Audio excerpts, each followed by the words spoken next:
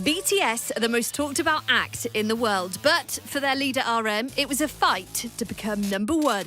They've won 26 MTV awards in 2 years. They are the fastest group to earn 4 chart-topping albums in the US since the Beatles. They've addressed the United Nations twice and raised millions for charity. Most recently, along with their label Big Hit Entertainment, donating $1 million to the Black Lives Matter movement, an amount matched by their fans in 24 hours.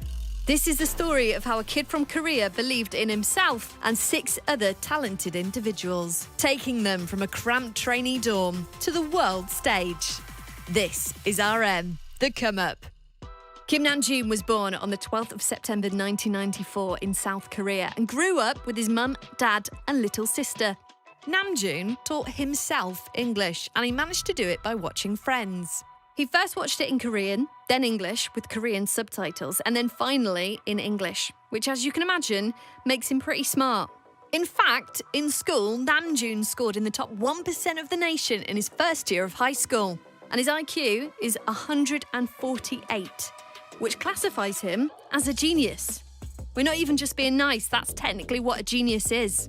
Growing up, Namjoon also loved poetry, which was a massive influence on what led him into a life of rap.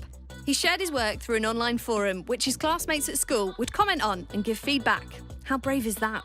You can still read 12-year-old Namjoon writing passionately about the reunification of Korea online today, in which he describes the nation as being like a brave tiger.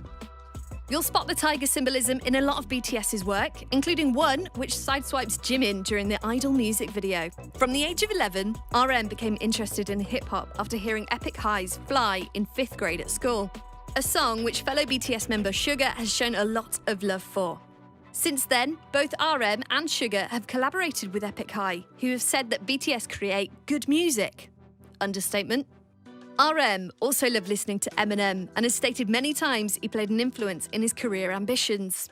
Namjoon started rapping in mid-2007 and by September had begun to collaborate with other up-and-coming talent in the underground rap scene. Bear in mind, he's still only 13 years old. He would write the lyrics on scraps of paper and keep them in his school books, often getting in trouble if he was caught. His parents, like many, wanted him to focus on his studies, but famously and poetically, Namjoon is reported to have said he knew that if he studied, he would be in the top 5,000 in the country. But if he rapped, he could work his way to becoming number one. In the desire to improve his craft and become well known, he shared his music online through hip-hop forums. Back then, of course, he had a different name, or a few.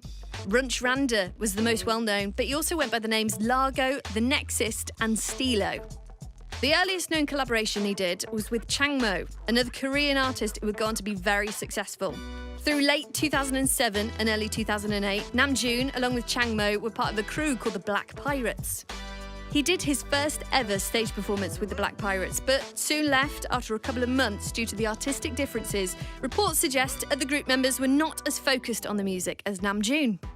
In August 2009, Namjoon thought he had found his big break after years of working so hard to hone his skills.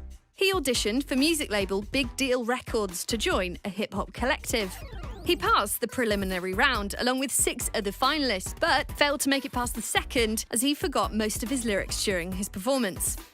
Namjoon was devastated, and there are reports that after the rejection, he returned to focus on his academic work, almost giving up on his big dream.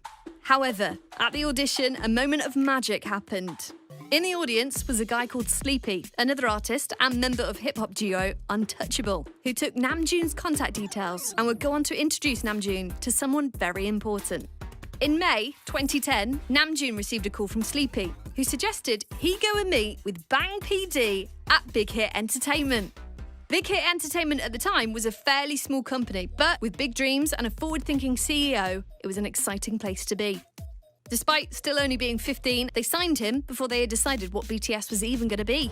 All they knew is they wanted to use RM's passion for hip-hop to drive the sound of the band. This, of course, was still 3 years before the BTS debut in 2013, as they scoured the nation for 6 other members, who would go on to create the unique formula and chemistry that no doubt has solidified the success of BTS.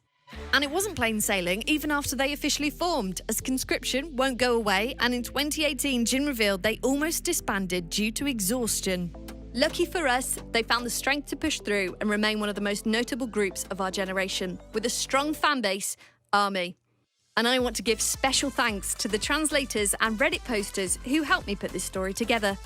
I guess all that blood, sweat and tears was worth it in the end.